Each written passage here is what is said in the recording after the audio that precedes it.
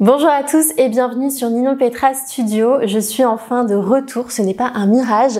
Après plusieurs mois d'absence, des mois qui ont été très compliqués pour moi, j'ai enfin l'envie et l'énergie de reprendre cette chaîne YouTube. Donc pour ceux qui ne me connaissent pas encore, qui arrivent aujourd'hui sur cette chaîne, je m'appelle Ninon, je suis décoratrice d'intérieur en Île-de-France et sur cette chaîne, on parle donc de tendances déco, de conseils, d'astuces pour vous sentir bien chez vous. Je parle aussi pas mal de travaux, de brocantes, de DIY, les sujets sont assez variés. Donc si ce sont des sujets qui vous intéressent, n'hésitez pas à vous abonner dès maintenant en appuyant sur le petit bouton rouge juste ici. Bon, bien sûr, je peux pas disparaître et revenir 6 mois après comme ça sans rien vous expliquer. Pour faire assez bref, voilà, j'ai eu quelques mois assez compliqués de mon côté, mise en vente de notre maison, pas mal de questionnements aussi sur mon avenir professionnel, puisque depuis 3 ans déjà, j'ai 2 activités en parallèle. Donc j'ai toujours réussi à les gérer, mais à partir de septembre-octobre l'année dernière, j'ai commencé à avoir quelques projets clients, donc des projets de conception. Et là, ça a commencé à être très compliqué pour moi. Pour tout vous dire, j'ai fait un burn-out avec une petite récidive début 2024. Honnêtement, à l'époque, j'ai dû mettre YouTube en stand-by vraiment à contre-cœur parce que ça fait 3 ans que je m'investis pour cette chaîne, que j'adore ce que je fais, j'adore la communauté que j'ai créée, les échanges que je peux avoir avec vous. Je me suis tellement investie que ça a été super dur d'arrêter ça du jour au lendemain. J'ai fait un choix qui était quand même assez évident. J'ai préféré privilégier mes projets clients et aussi ma santé mentale quand même. Voilà, donc aujourd'hui j'ai beaucoup mieux. Je m'apprête à faire un grand saut professionnel. Donc je vais pas en parler dans cette vidéo aujourd'hui, mais il y a plein de nouveautés qui vont arriver pour moi bientôt et bien sûr qui vont avoir un impact, on va dire, sur toute la création de contenu que je peux faire. Donc là, je pense et j'espère être sur cette fin de période tumultueuse et de gros changements. Donc j'avais vraiment envie de reprendre mes vidéos sur la chaîne. Ça fait quelques semaines que j'y pense et à vrai dire, c'est assez drôle puisque il y a quelques jours, j'ai passé la barre des 10 000 abonnés sur cette chaîne. Donc je suis super contente de voir que malgré mon absence, vous avez continué à regarder les vidéos et à commenter. D'ailleurs, j'ai un petit peu de retard dans la réponse des commentaires. Je vais rattraper tout ça, mais un grand merci pour votre soutien puisque c'est aussi vous qui m'avez donné envie de revenir. Donc pendant cette période, je me suis pas du tout désintéressée de la décoration, loin de là. J'ai même noté une multitude de sujets et de choses dont j'avais envie de parler avec vous. Et on va commencer par un sujet que j'adore aborder ici, ce sont les tendances déco.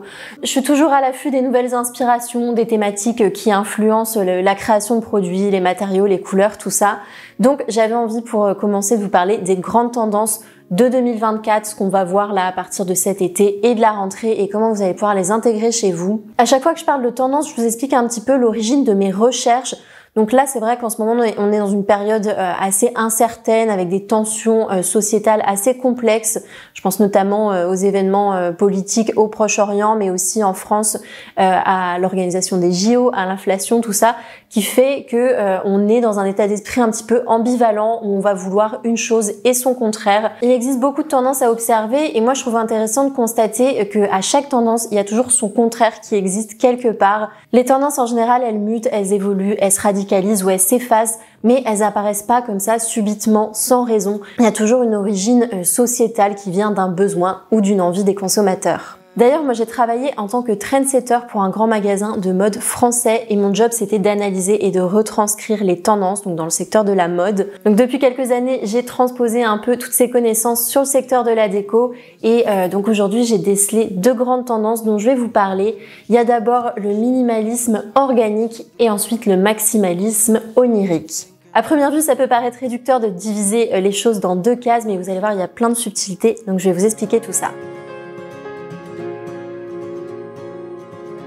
Bon, le minimalisme, je vais pas vraiment vous apprendre ce que c'est, c'est un mode de vie qui met l'accent sur la simplicité, sur la fonctionnalité, sur la clarté. Et en décoration, ça se caractérise par des espaces qui sont épurés, des couleurs neutres et des matériaux naturels. L'objectif principal du minimalisme, c'est de créer un environnement calme et serein. Donc on élimine tout ce qui est superflu et on va essayer de se concentrer sur l'essentiel. Donc en gros, une organisation fonctionnelle de l'espace, des meubles qui sont simples et multifonctions et aussi peu d'objets décoratifs qui peuvent créer du stress visuel. Donc en ce moment, je trouve qu'on est dans une vision beaucoup plus chaleureuse du minimalisme.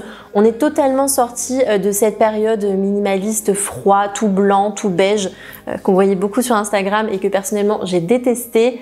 Dans une vidéo l'année dernière, je vous avais parlé des préceptes du wabi-sabi et je trouve qu'en ce moment, on est vraiment dans cette continuité. Donc on est sur un minimalisme qui va valoriser la simplicité, la nature, avec un accent vraiment sur l'artisanat et sur les créations uniques. Mais ce que je trouve assez nouveau dans le minimalisme, c'est l'association au mode de vie californien. Donc on parle même de scandifornien. Je trouve ça très drôle. Moi j'adore ces petits, c'est pas des acronymes, mais ces mélanges de mots, on va dire. Je trouve ça très fun et un petit peu parfois tiré par les cheveux, j'avoue. Donc vous l'aurez deviné, le courant scandifornien, ça combine l'aspect épuré et fonctionnel du minimalisme et c'est couplé avec ce côté confort et chaleur qu'on peut retrouver dans les intérieurs nord-américains. Donc il y a une utilisation assez constante des matériaux naturels qui sont à la fois bruts mais très tactiles, comme le cuir, la laine, le lin, le bois, la pierre, mais aussi la peinture à l'argile et la terre crue sur les murs. Donc ça, c'est quelque chose que je vois beaucoup en ce moment. J'avais beaucoup aimé cet appartement à Marseille par Marine Bonnefoy, où elle a utilisé en fait la terre crue naturelle sur tous les murs de l'appartement. Bien sûr, on est toujours dans le minimalisme. Alors le blanc, il est omniprésent, mais cette fois-ci, il est accompagné par des teintes un peu plus chaleureuses et terreuses. Donc je pense au brun, à l'orange, tout ce qui est un petit peu rouillé, et aussi l'ivoire, le beige, qui peuvent réchauffer les intérieurs. Globalement, cette idée de scandifornien, je trouve ça assez cool. Il y a un petit côté revival aussi des années 70 où on est sur des espaces assez libres, très décloisonnés et puis des assises extra larges et assez basses. Il y a un côté assez cool. Moi, je suis pour le style scandifornien. Pour continuer dans le minimalisme organique, je voulais vous parler du retour de la loupe de bois. Donc, qu'est-ce que c'est la loupe de bois ou le bois de loupe? On peut dire les deux. En fait, c'est une caractéristique qui est présente dans certaines variétés d'arbres, donc pas dans toutes les variétés, et elle se forme suite à une croissance anormale du bois. Donc ça peut être dû à une cassure, à un enchevêtrement de branches, mais aussi à un parasite comme la végétation ou les insectes. Et en fait, ça crée des motifs qui tourbillonnent et qui font des choses assez organiques et très curieux dans le bois. Forcément, ces motifs, ils sont uniques et ils peuvent être très esthétiques. C'est pour ça que c'est un matériau qui est très prisé dans l'artisanat d'art et qui peut parfois être assez onéreux. La loupe de bois, ça a commencé à être utilisé en plaquage au 19e siècle, lorsque la méthode en fait des feuilles de plaquage a été inventée. On l'a retrouvé ensuite dans la période Art déco, mais il était rarement utilisé seul. Il y avait souvent des incrustations d'ivoire, de nacre ou de laiton, et puis souvent c'était relaqué par-dessus. Puis on l'a retrouvé de nouveau dans les années 70, cette fois-ci dans un esprit beaucoup plus épuré et dénué d'ornements. Donc n'hésitez pas à aller voir d'ailleurs en brocante. Moi je vois souvent des pièces avec de la loupe de bois. Donc ça peut être une bonne alternative plutôt que d'acheter dans le neuf. En 2024, la loupe de bois, elle est travaillée sur des grandes pièces de mobilier. Donc on va l'avoir sur des commodes, des tables basses. On peut retrouver un petit peu parfois l'inspiration art déco, mais je trouve quand même que les designers arrivent à s'en affranchir et à avoir des propositions beaucoup plus contemporaines. Moi je l'aime beaucoup sur les surfaces de cuisine, dans une alcôve ou alors sur un grand panneau mural pour mettre en valeur une jolie coiffeuse ou un meuble tout simplement. J'ai trouvé aussi quelques inspirations beaucoup plus audacieuses dans l'univers du retail. Donc là, ça permet vraiment de créer un univers très feutré, notamment la boutique Ulla Johnson à Hollywood qui a été décorée par Kelly Ressler. Moi, il faut savoir que j'adore la marque Ulla Johnson et j'adore la décoratrice Kelly Ressler. Donc forcément, les deux ensemble, je trouve ça génial. Là, je trouve qu'il y a un aspect assez naturel et rassurant, parfois même un petit peu étouffant, mais qui convient très bien, je trouve, dans ce genre d'univers. Je vous en ai parlé un peu sur Instagram. Cet hiver, j'ai remarqué qu'il y avait un grand retour du métal chromé, donc tout ce qui va être chrome, acier galvanisé ou alors des laitons un petit peu satinés. Je trouve que ça apporte un aspect assez architectural à un intérieur et ça peut aussi permettre de créer une zone et de délimiter un espace. Je pense notamment aux murs métalliques qu'on voyait beaucoup dans les années 70. Ici, vous avez l'appartement d'Hugo Toro, donc un architecte français que j'apprécie beaucoup.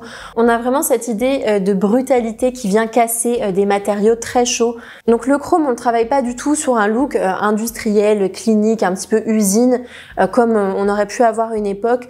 Là, on est plutôt sur la recherche de subtilité et d'apporter un contraste avec des matériaux plus chaleureux. Je trouve que c'est une tendance qui est facile à adopter par petites touches, donc ça peut être des tabourets d'appoint en acier galvanisé, un vase chromé. Je vous en ai parlé d'ailleurs dans mes stories Instagram, il y avait pas mal de pièces. Dans la collection de printemps chez Sostrengren, il y avait tout ce côté un peu cantine avec des pichets en chrome, de la vaisselle aussi en métal. Alors ceux qui me connaissent, vous savez que moi je suis pas une grande fan du chrome, mais en tout cas je trouve ça intéressant après la grande tendance du cuivre, de l'or rosé et puis du laiton. Et bah cette fois-ci on revient sur le métal chromé.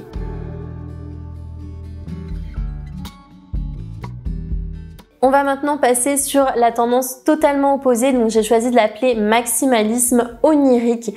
Donc là on est plutôt sur un mode de vie qui embrasse l'opulence, l'exubérance et l'expression artistique dans un style qui est débridé et fantaisiste. Alors contrairement au minimalisme qui privilégie la simplicité et la sobriété, le maximaliste lui va célébrer l'abondance, l'éclectisme, la profusion de couleurs, de motifs et de textures. Je trouve que cette tendance c'est un réel antidote à l'ennui. On va vraiment créer des décors avec des vraies références artistiques, théâtrales, fantaisiste. Il y a aussi beaucoup de réminiscences au surréalisme. Je voulais notamment parler du travail de Vincent Darré, qui est un très grand décorateur français. Donc à l'époque, lui, il bossait dans la mode et depuis les années 2000, il a commencé à rénover les intérieurs de célébrités françaises. Et il est très connu pour ses influences surréalisme et aussi du mouvement Dada. Donc d'ailleurs, il a écrit un livre récemment, je vous mets juste ici, je l'ai pas encore acheté, mais il me tente plutôt bien. Dans ce même esprit, j'ai noté aussi un retour de la fresque. Donc là, le maximalisme onirique, il prend tout son sens. On a envie de raconter des histoires et les murs deviennent un véritable espace narratif. Donc là encore, je pourrais citer Vincent Darré, mais aussi Laura Gonzalez ou le duo Friedman et Versace qui utilisent beaucoup ce médium. Ce que j'aime beaucoup avec ce retour de la fresque, c'est qu'on n'est pas forcément sur un élément central qui tape dans l'œil. On est plutôt sur une proposition plus discrète qui va pas forcément prendre le dessus, mais qui va s'équilibrer avec le reste du mobilier. En termes d'ornements muraux, je voulais aussi vous parler des bas-reliefs et de tous les ornements muraux sculptés. Je trouve que c'est une proposition qui est un peu plus créative que la moulure parisienne. Alors, je suis fan des moulures, hein, je ne crache pas dans la soupe. Mais dans cette tendance, on va vraiment travailler les essences de bois pour apporter un côté sculptural. Donc, je vous mets des références, vous voyez qu'il y a des choses qui sont très variées et qui peuvent s'intégrer dans de multiples styles de déco. Je trouve que c'est une super idée pour mettre en valeur un pan de mur, des portes ou des portes de placard ou alors juste un soubassement. Il y a aussi un grand retour des décors en plâtre. Donc là, on est sur des créations uniques d'artistes. Donc on va avoir tout ce qui est inspiré de la nature, mais également les motifs animaliers. Et puis pourquoi pas des formes plus organiques et non figuratives. Et un truc très novateur aussi dont je voulais vous parler, c'est le travail de Friedman et Versace qui ont rénové l'année dernière, je crois, l'hôtel de la Pérouse à Nice. Je vous mettrai d'ailleurs le lien en barre d'infos parce que personnellement, moi j'ai tout aimé de cette rénovation, notamment le bar extérieur qui est entièrement recouvert de coquillages. Donc là, on a cette idée de bas-relief qui est très ornementalisé, je ne sais pas, mais je trouve que la proposition est très originale. Récemment, j'ai aussi beaucoup vu l'utilisation du miroir qui est détourné. Alors pas forcément détourné de sa fonction originelle, mais plutôt placé à des endroits qui sont assez inattendus. Donc on va avoir le miroir au plafond, le miroir aussi en crédence qui va permettre de créer des jeux de reflets et de perspectives. Donc ça peut être aussi une bonne idée pour agrandir un petit espace. Bon, quand on parle de maximalisme, forcément la couleur est omniprésente. Ici, elle est travaillée sans complexe. Bien sûr, on est très loin des préceptes du minimalisme. On va pas chercher des camailleux ou des couleurs désaturées qui se répondent entre elles. Là, on sera plutôt sur des tonalités très franches et très saturées qui vont s'entrechoquer entre elles.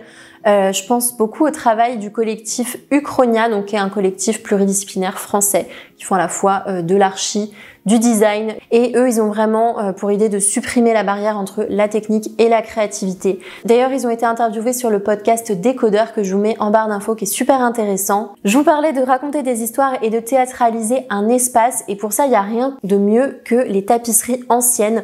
Donc on les accroche au mur un petit peu comme un drapeau, et j'aime beaucoup ce côté mi-tableau, mi-rideau. Donc on retrouve beaucoup de scènes assez fantaisistes avec des animaux. Il y a aussi pas mal d'inspiration asiatique et florale. Sur les tapisseries, les motifs ils sont déjà assez riches, donc on est plutôt sur des couleurs profondes, assez sombres et désaturées. D'ailleurs, il y a un YouTuber et décorateur américain qui s'appelle Lon Fox, enfin son vrai nom c'est Drew Scott, qui utilise pas mal les tapisseries dans ses décorations, et j'adore ce qu'il fait. Donc je mets les visuels juste ici. Donc souvent les tapisseries ce sont des pièces uniques artisanales, elles sont empreintes d'histoire et elles vont vraiment apporter de la personnalité à votre intérieur. On est bien loin des affiches que vous pouvez acheter à 10 € qui sont imprimées en 20 000 exemplaires. Bon, ça peut être très bien aussi, mais là on a vraiment quelque chose d'unique et de personnalisé. Et puis je trouve aussi que ça change un petit peu du papier peint qu'on voyait beaucoup ces derniers temps. Là on est sur un objet qui peut s'accrocher, se décrocher. Donc c'est beaucoup plus versatile qu'un papier peint. D'ailleurs c'est une tendance qui est assez naissante, donc n'hésitez pas à aller regarder sur le site de Celency. Je trouve qu'il y a des jolis modèles de tapisserie murale à des prix hyper raisonnables. Dernière grande tendance que j'ai voulu inclure dans ce maximalisme onirique, c'est le retour du style mexicain. Donc c'est une tendance qui met en avant les traditions artisanales, les couleurs vives et les motifs vibrants de la culture mexicaine. Donc bien sûr ce style il est inspiré par l'art et l'architecture traditionnelle du Mexique, mais aussi par l'esthétique moderne du pays. Le style mexicain il est célèbre pour l'utilisation très décomplexée de la couleur, donc on est sur des couleurs vives là aussi, du rouge, du jaune, de l'orange, du vert, qui sont utilisés pour créer des contrastes saisissants et des motifs hyper dynamiques. On a aussi les éléments artisanaux qui jouent un rôle central dans le style mexicain, donc on va inclure tout ce qui est textile, tissé, les sculptures animalières en bois ou alors les objets d'art plus folkloriques. D'ailleurs, je trouve que ce folklore, il est vraiment remis en valeur par la nouvelle garde du design mexicain. Donc je vous mets des visuels juste ici, mais je pense notamment à Adrián Cruz, Maye Ruiz, Fernando Marroquín et le studio Mestiz. Récemment, on a eu plein de belles propositions qui mettent en valeur l'authenticité et la richesse culturelle de la tradition mexicaine en créant des espaces qui sont chaleureux, accueillants et plein de caractère. Et ce qui est assez intéressant à voir, c'est qu'il n'y a pas que les Mexicains qui font du style mexicain.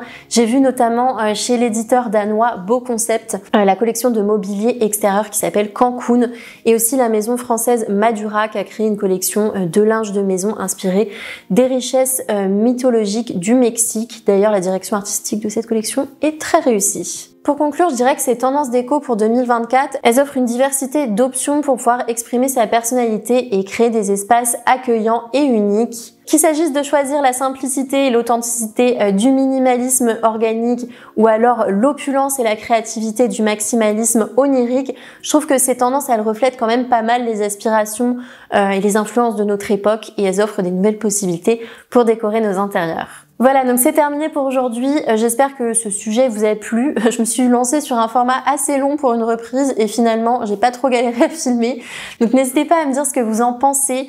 D'ailleurs, j'ai investi dans du nouveau matériel photo, donc j'espère que la qualité sera meilleure qu'avant. Faites-moi des retours s'il vous plaît là-dessus.